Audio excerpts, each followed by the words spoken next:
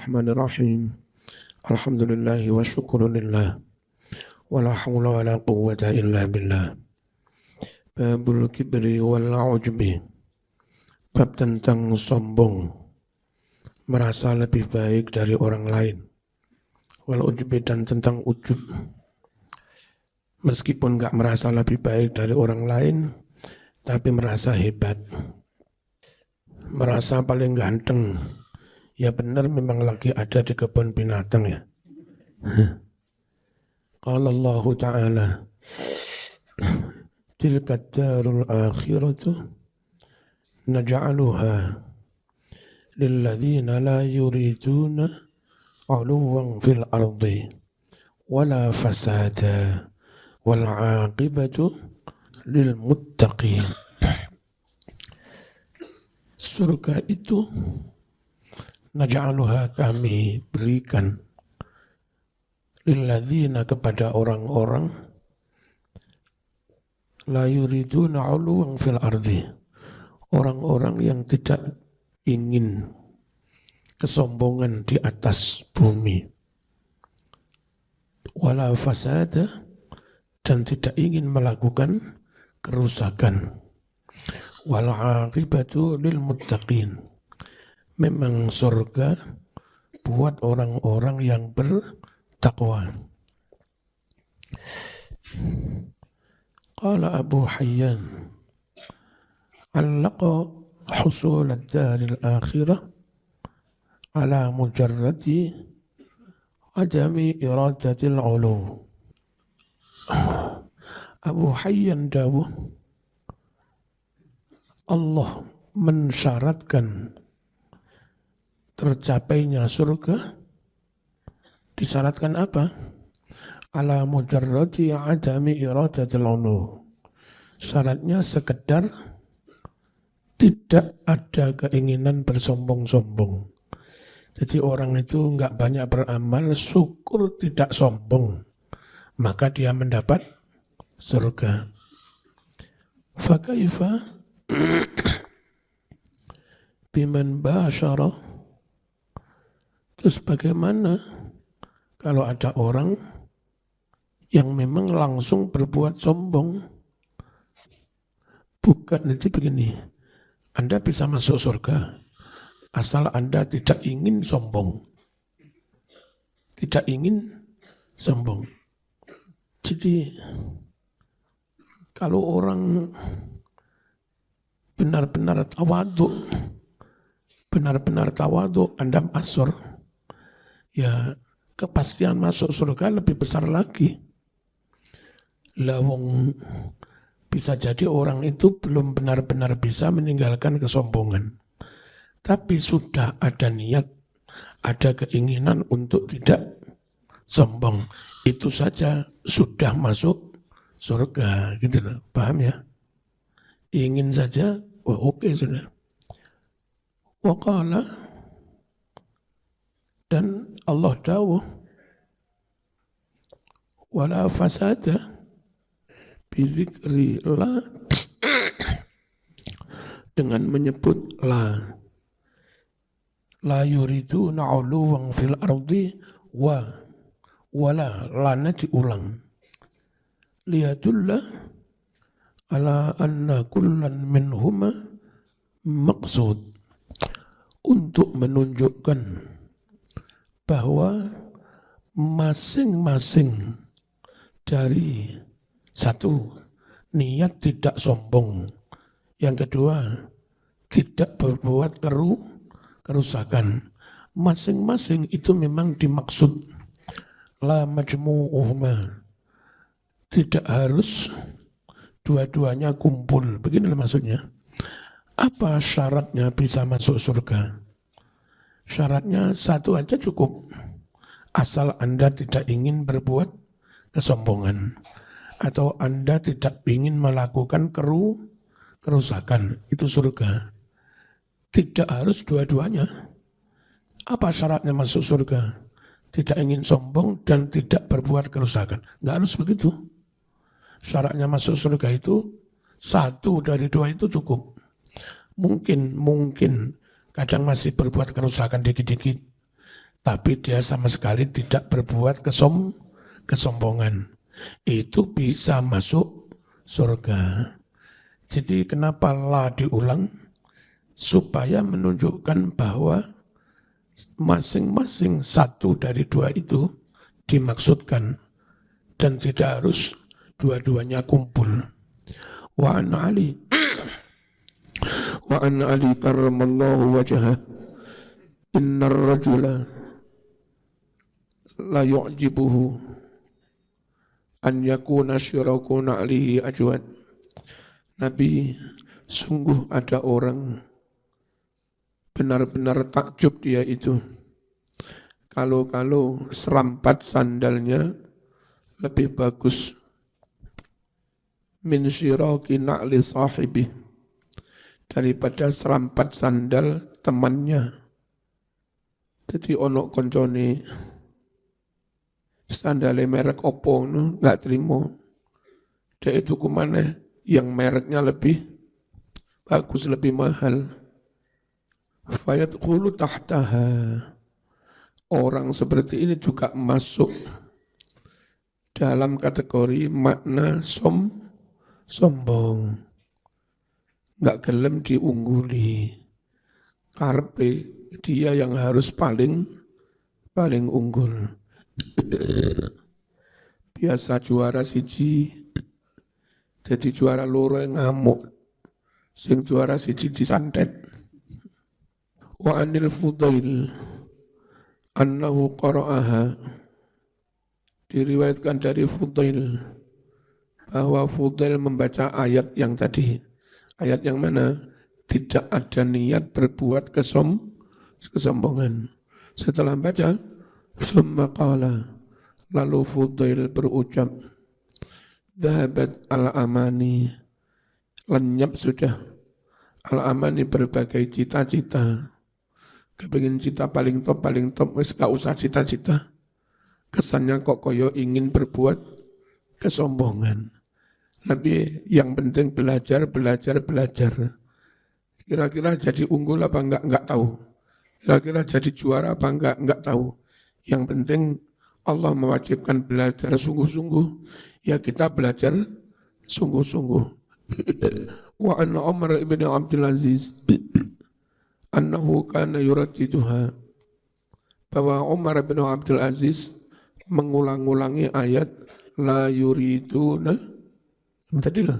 La yuriduna uluwang fil ardi. Dia ulang-ulang ayat itu. Hatta qubidah, sampai dia wafat. Jadi sukanya kalau deres Quran ngulang-ulangi ayat itu. Sampai sepuh, sampai wafat. Wa akhraja Muslimun wa Abu Dawud an Rasulullah sallallahu alaihi wasallam. La yadkhulun nar, tidak masuk neraka man orang karena yang ada fi qalbihi dalam hatinya misqalu dzarratin, meskipun hanya seberat debu, min khardalin dari biji sawi kecil, min iman berupa keimanan, asal masih punya benih keimanan sekecil apapun, orang tidak akan masuk neraka. Wala yadkhulul jannah, dan tidaklah masuk surga ahadun, seorang pun, fi qalbi, yang di dalam hatinya misqalu habbatin min khardalin, ada seberat satu biji sawi, min kibrin berupa kesombongan. Yang dimaksud kata Nabi sombong itu merasa lebih top dari orang lain.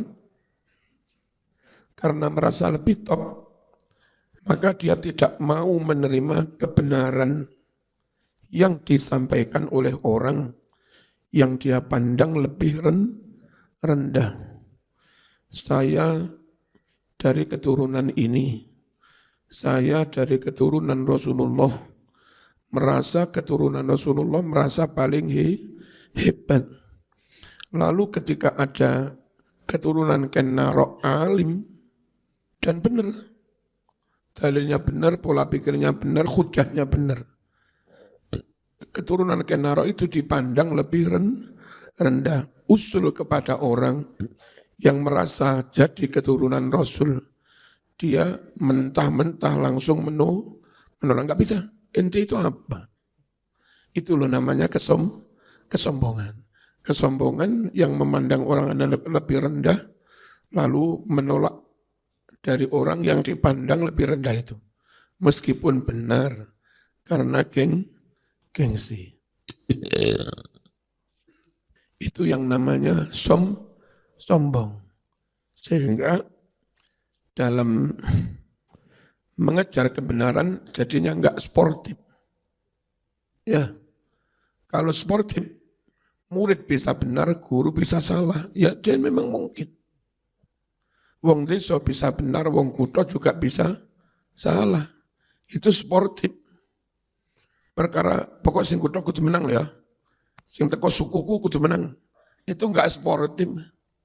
Hasilnya tidak harus benar. Kritik arkun kepada dunia kampus kadang ada senioritas. Mahasiswa S3 bikin penelitian disertasi. Lalu dari lapangan si mahasiswa mendapatkan data bla bla bla. Data sudah diklasifikasi, diverifikasi.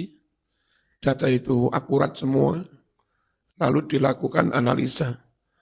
Pakai analisa SWOT atau pakai J kuadrat atau apa. Dicari korelasi antara satu variabel dengan yang lain. Lalu diketemukan kesimpulan A. Nah, cuma promotornya, profesornya nggak setuju. Kalau kesimpulannya A, itu nyinggung saya itu. Kenapa nyinggung saya? Saya dulu membuat penelitian yang sama. Tapi kesimpulannya B, bukan A. Kalau sampai kamu membuat kesimpulan A, berarti mematahkan teori, saya kurang ajar. Akhirnya, namanya mahasiswa juga pengen lulus, nggak berani terus melawan dosen promotornya, dia pun monggo.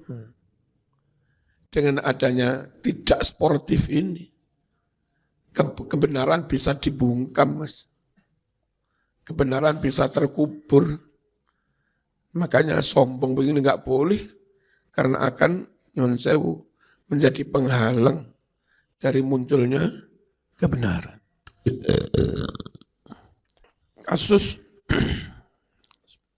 Kasus di Winongan, ada makam di Winongan ini memang makam keturunan raja-raja, keturunan ulama-ulama besar dari keturunan para wali songo, dimakamkan di situ. Dari keturunan ada makam Mbah Soleh, itu menurunkan Mbah Sakarudin. Mbah Sakarudin kelak punya cucu atau buyut, itu Mbah Hamdani. Mbah Hamdani punya anak Mbah Yakub. Mbah Yakub punya menantu Mbah Hashim As'ari. Punya menantu Mbah Khozin. Yang menantu Mbah Khozin mendirikan Pondok Al-Khozini. Yang menantu satunya Mbah Hashim mendirikan Nahdlatul Ulama. Ini memang nasab top. Mbah Soleh itu masih cucu kalau nggak salah. Dari Sultan Hasanuddin Banten. Itu memang makam begitu. Tahu-tahu dibangun, lalu nisan yang ada di situ dirubah, makamnya orang Tarim. Jadi ada upaya menghilangkan makam-makam ulama Jawa. Gak boleh tokoh Jawa muncul. Yang boleh muncul di atas batu nisan harus nama nenek moyang kami lebih hebat. Nah, tindakan tidak sportif ini, dia nggak mau kalau ada tokoh dari suku lain terus lebih diakui, dihormati di negeri ini. Harus orang dari suku kami yang lebih dihormati. Tindakan tidak sportif akhirnya upaya melakukan penghilangan dengan cara dicor dibangun. Penghilangan terhadap tokoh lain. Itu loh Mas. Kesombongan itu bahaya sampai kayak begitu. Paham ya? Dan yang aneh, ketika anak cucunya orang-orang yang makamnya tertutup bangunan itu, lalu bukan merusak makam, merusak plester atau bangunan yang menutup makam mbahnya. Lalu harus dibongkar kembali karena ini dolim menutup makam mbah saya. Mereka merusak bangunan supaya makam mbahnya bisa muncul kembali kena diziarahi. Lalu yang ini mau diproses hukum. Nah saya yang bengok di beberapa pengajian yang dolim membangun di makam orang lain malah dibiarkan. Yang terdolimi membongkar pembangunan ilegal ini malah diproses. Nah, lucu. Terus saya, cobalah sampean pikir Pak Polisi. Kalau makam bapak sampean ditutupi cor, lalu yang dimunculkan orang lain. Terus ketika sampean ingin memunculkan makam bapakmu, lalu sampean yang dihukum terus piye Pak Polisi? Sampean pulang, lalu ketika akan membuka pintu gerbangmu dilas oleh orang lain. Itu yang salah, itu yang ngelas. Nah ketika sampean berupaya merusak las-lasan itu, las-lasan di pintumu. Lalu sampean digugat di pengadilan, merusak hasil las-lasannya orang lain. Dan yang ngelas itu dianggap tidak salah. Kamu yang berusaha membuka pintumu dengan merusak las-lasan itu, malah dianggap, itu kan ya lucu bin ajaib, Allah hukum kayak begini. Paham ya? Nah, ternyata setelah diteliti konco-konco, orang top di kabupaten itu, bendahara satu organisasi. Yang organisasi itu didirikan oleh orang topnya dari kelompok yang ngaku-ngaku keturunan Rasulullah itu. Yang tugas organisasi itu antara lain merestorasi makam-makam. Yang terjadi bukan merestorasi, tapi memalsukan. Harusnya makam ini, misalnya makam Mbah Soleh, silakannya itu dibersihkan. Tapi bentuk aslinya jangan dihilangkan. Misalnya diganti maisan yang lebih baik. Cuma maisan lawas itu biarkan tetap di situ nempel. Sehingga keasliannya tetap ada. Jangan malah pamitnya merestorasi, direhab, dibangun kembali, dicor macam-macam, tapi menghilangkan bentuk aslinya. Lalu beberapa maisan ditulisi nama orang lain. Ini namanya ada udang di balik. Jadi satu sikap kesombongan merasa paling top, itu mengakibatkan sikap itu tadi tidak sportif. Bahaya.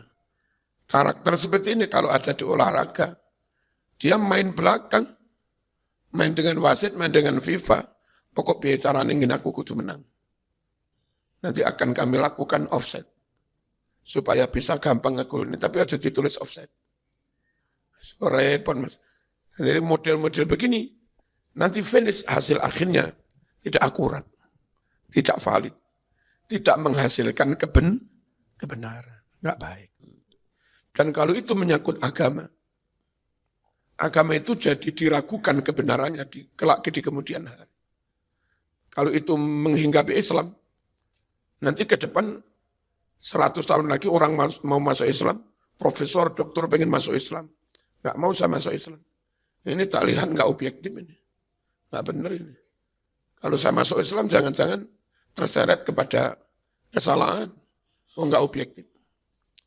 Mending kita terang-terangan meskipun harus menelan ludah yang pahit. Harus mau mengatakan yang benar itu benar. Sekalipun itu mungkin musuh sampean. Cara gampang ini. Mbak-mbak ketika sudah nikah, hati itu sakit hati. Bagaimana enggak sakit? Kurang apa ketaatan kesetiaan saya pada suami? Kok ya tega-teganya nikah lagi? Sakit. Tapi sesakit apapun. Ketika suami itu mengatakan benar, ya tetap dikatakan benar. Itu kan berat begitu. Ya. Nah, kadang luarati masih bener ya salah. Itu loh mas, sportivitas itu kayak begitu. Itu. Berat. Orang yang merasa selama ini paling top, merasa paling keturunan Kanjeng Nabi. Ketika ada kelompok suku lain, ternyata potensinya juga luar biasa, terusik orang ini. Nah, Islam tetap menghendaki, ayo siapapun yang benar silahkan muncul. Sehingga kalau sportivitas itu dijunjung tinggi terus, maka Islam menghasilkan kebenaran. Islam menghasilkan sesuatu yang valid dan akurat. Sehingga sampai kapanpun, merek Islam itu, branding Islam itu, sidik amanah. Benar terus valid dan bisa dipercaya. Islam lebih memunculkan Abu Hurairah, meskipun budak. Karena memang kekuatan hafalannya luar biasa. Nggak malu Islam. Bukhari riwayat Abi Hurairah. Bukhari riwayat Abi Hurairah. Bukhari riwayat Abu Hurairah. Kok yang diangkat bukan kaum bangsawan. Riwayat Abu Bakar, riwayat Umar, riwayat Abdurrahman bin Auf. Konglomerat sahabat. Riwayat Sopo. Kok cukup riwayat Abu Hurairah. Riwayat Bilal bin Rabah. Bangsa budak-budak. Riwayat Ammar bin Yasir, riwayat Mus'ab bin Umar, riwayat Suhaib, kaum budak-budak, riwayat Salman al-Farisi. Hadis itu karena benar ya tetap diangkat dalam Islam. Meskipun perawinya hanya seorang budak yang pangkatnya pangkat paling dek mepet lemah misalnya. Saking dek mepet lemah. Tapi Islam nggak malu. Namanya benar ya tetap benar, itu loh mas Islam. Ya. Sama nanti kalau jadi dosen, anak kiaimu ternyata salah dalam diskusi, kalah dengan anak dari suku Asmat sana. Sebagai dosen ya harus sportif, you salah, yang benar ini. Nggak boleh gara-gara suku Asmat kon salah terus.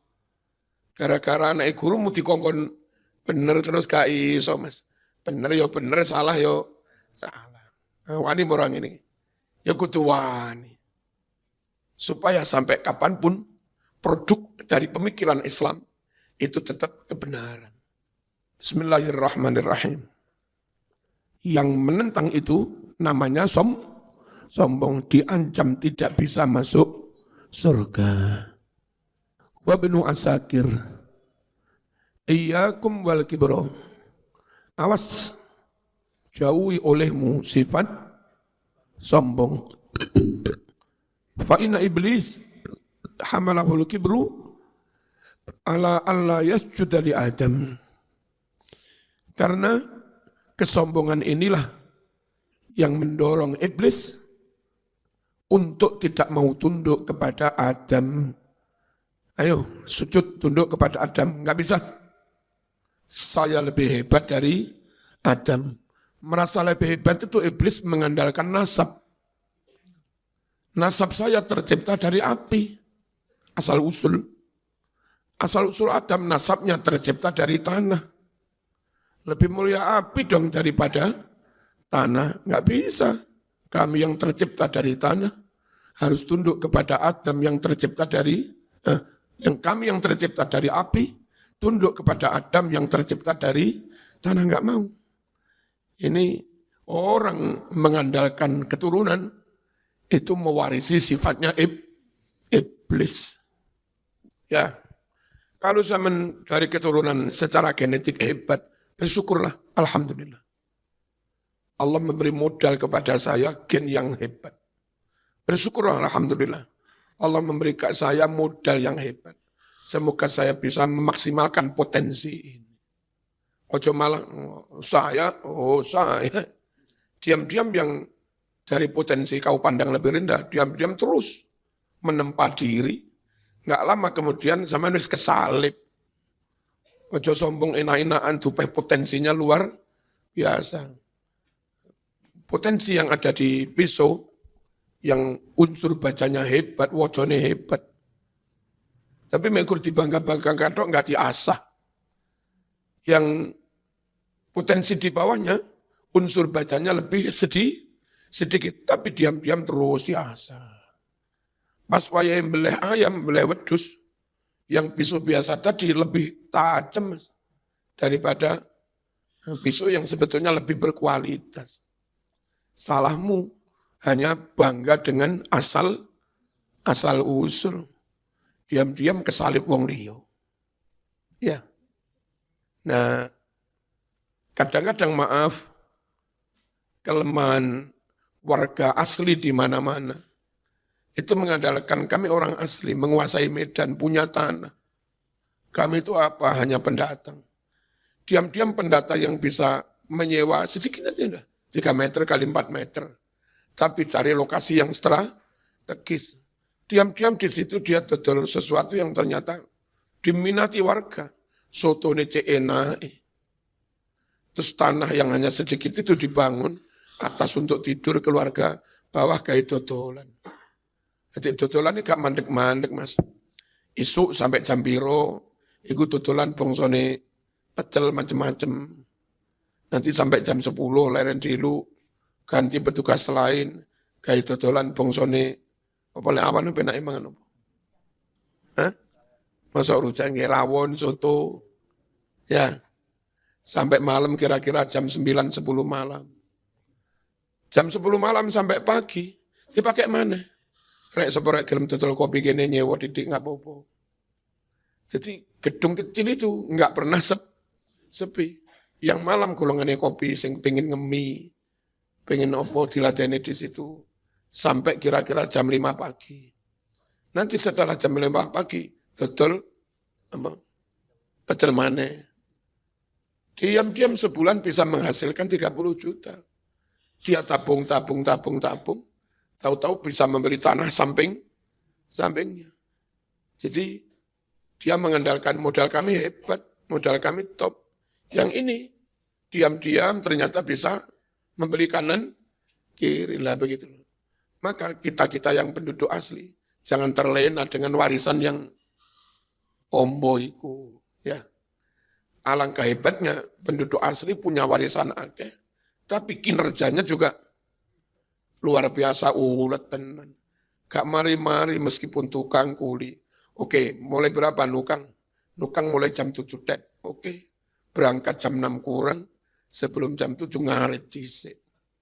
Nanti buyar nukang sekitar jam 3 atau setengah 4, terus ngarit maneh. Jam 4 pulang mesti nggawa suket sak mono, cukup gawe ngopeni sapi loro. Diam-diam begitu. Malam kadang masih koper, bantu bojone dodolan apa rujak tahu apa. Yang dimakan sehari-hari hasil nguli itu. Sapinya setahun sekali pas besar, dijual laku 30 jutaan. Dengan bibit harga 15 juta. Berarti dapat 30 juta setahun sekali. Dan itu ditabung. Yang dimakan sehari-hari cukup dari hasil nguli tukang itu. Weh, gelem seperti itu, diam-diam orang ini wis warisane ombo, seiso tuku tanamannya lah begitu.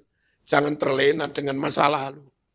Jangan terlena dengan warisan, termasuk warisan genetika itu. Hanya kita itu biasa wis enak-enakan. Bojone keterima nang pabrik rokok. Isuk pekerjaan suami itu ngantar istrinya ke pabrik rokok. Pulang itu enggak nyambut gawe tulenan mano.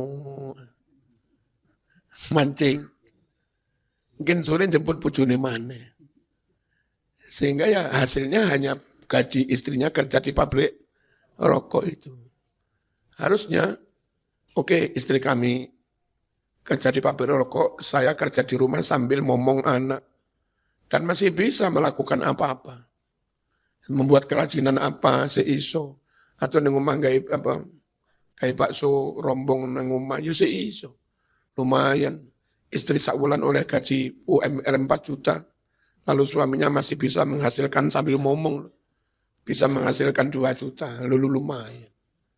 Hanya mental kita itu, alhamdulillah. Enak aku. Rapi oleh bojo PNS.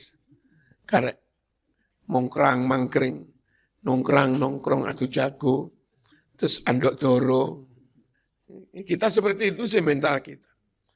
Cina, dari kecil belajar dodolan macam-macam. Begitu Cina ini umur 40 kaya raya. Ayo mentalitasnya dirubah. Ojo sombong. Ada alumni sini namanya Mas Bukin di Jakarta, sepupunya Umi. Dulu di sini itu sambil belajar dodol beras. Dia rugi nggak apa-apa. Yang penting punya pengalaman. Bagaimana sih pengalaman wong muter ekonomi. Dari uletnya dia di sini biasa dodol beras macam-macam. Ke Jakarta, daftar di Toyota diterima. Dulu di UB, Poltek lalu di UB. Terus keluar dia dari Toyota. Karena gajinya ketika itu hanya sekitar 7 juta. Rugi. Ada peluang daftar di Singapura dengan gaji lebih tinggi. Pindah ke Singapura, gajinya lebih tinggi. Ternyata yang dia cita-citakan bukan menikmati gaji tinggi itu. Itu hanya sekedar jadi batu loncatan, kumpulkan modal.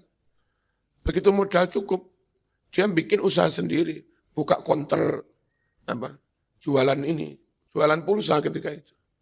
Sampai di banyak titik-titik itu, dodolan pulsa. 1 bulan bisa menghasilkan 5 miliar. Lalu dilebarkan sayapnya, terus buka soto kalau nggak salah. Soto ayam jago Gresik.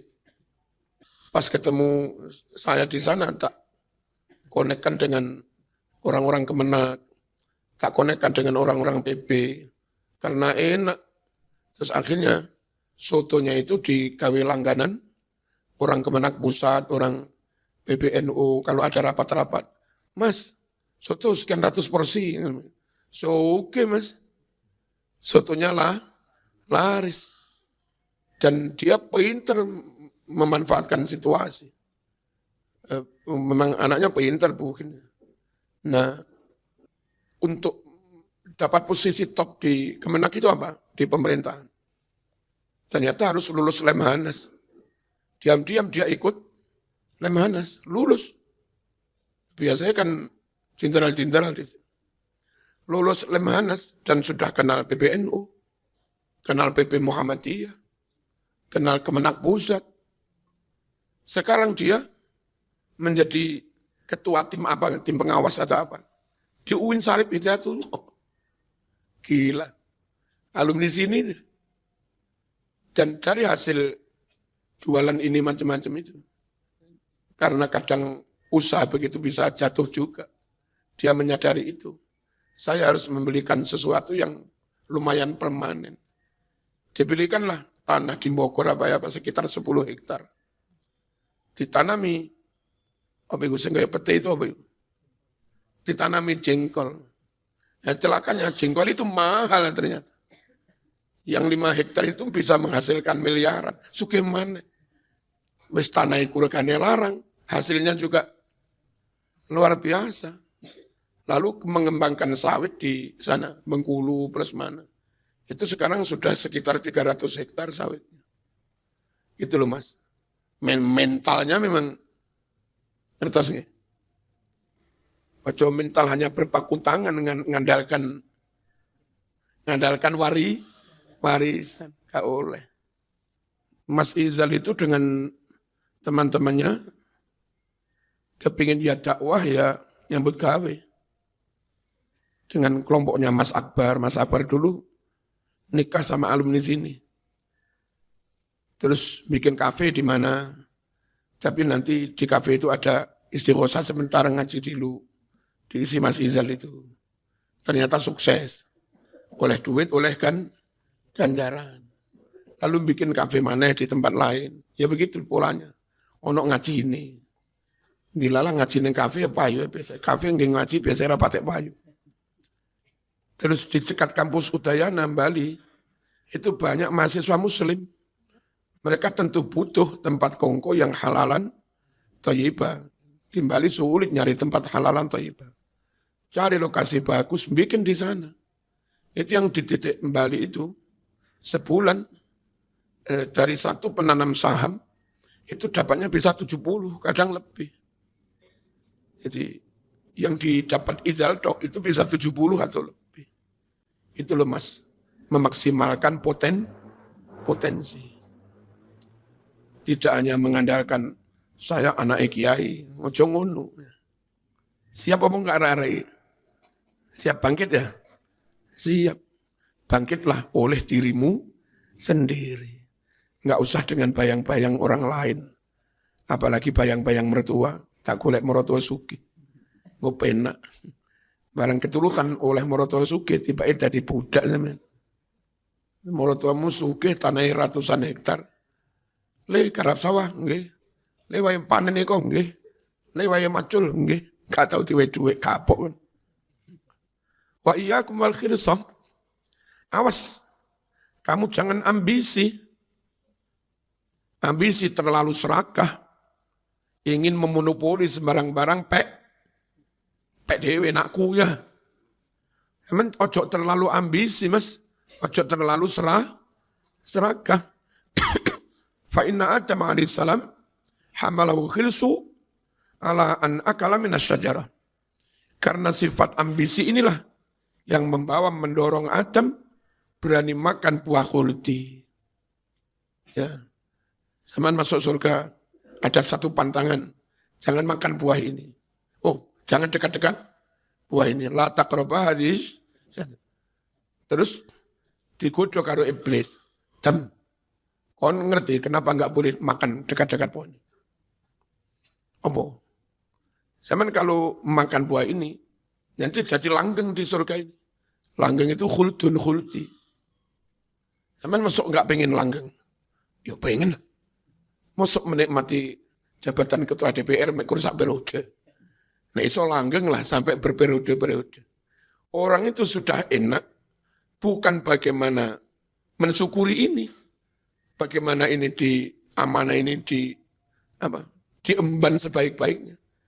Yang dipikirkan bagaimana ini bisa langgeng. Nah, Adam mangan wis iso langgeng. Ngawur iku. Jangankan makan nyedek-nyedek gak oleh. Kok dikongkon? Iso lah mas. Gak usah nyedek-nyedek tapi iso mangan. Tapi yang ngawur. Aku sing ngunduh. Kon ojo nyedek-nyedek atuh ae. Aku sing ngunduh kon kari mangan ya apa? Terus haji umroh gak boleh berburu, kijang, macam-macam gak boleh. Kon ojo berburu kaji kon. Aku sing berburu kon karek mangan ya padha ae mas. Terdorong keinginan ambisi bagaimana bisa langgeng di surga. Akhirnya larangan pun diterjang. Makan buah khuldi. Jadi penyimpangan, nabrak hukum sering terjadi karena sifat ambisi. Pengen jadi, larangan nyogok pun dia terjang. Dan akhirnya salah satu tokoh di organisasi top menghalalkan nyogok untuk kemaslahatan. Kacau ini. Dan kemaslahatan itu kayak pasal karet. Kepentingan sendiri sebetulnya. Tapi bisa dimerki kemaslahatan. Kan konyol juga ini. Halo. Hati-hati mas. Zaman ambisi pitarane ngenekne cah ayu kuwi. Mau gendak. Akhirnya bareng iso cedek nyun sewu mau bius. Dalam keadaan enggak sadar mau kumpuli. Sungguh ambisi, terlalu serakah, nggak bisa mengendalikan nafsu, membuat orang terperosok dalam perzinahan. Nggak sabar dia harusnya petik buah setelah matang. Ini pelem pentil wis diunduh nggak karu-karuan. Ambisi itu bahaya. Ambisi salah pengen jadi kiai. Mbah Yaimu mau santet. Berharap mulai Mbah Yai mati ganti aku sing jadi kiai, kan konyol orang-orang ambisi.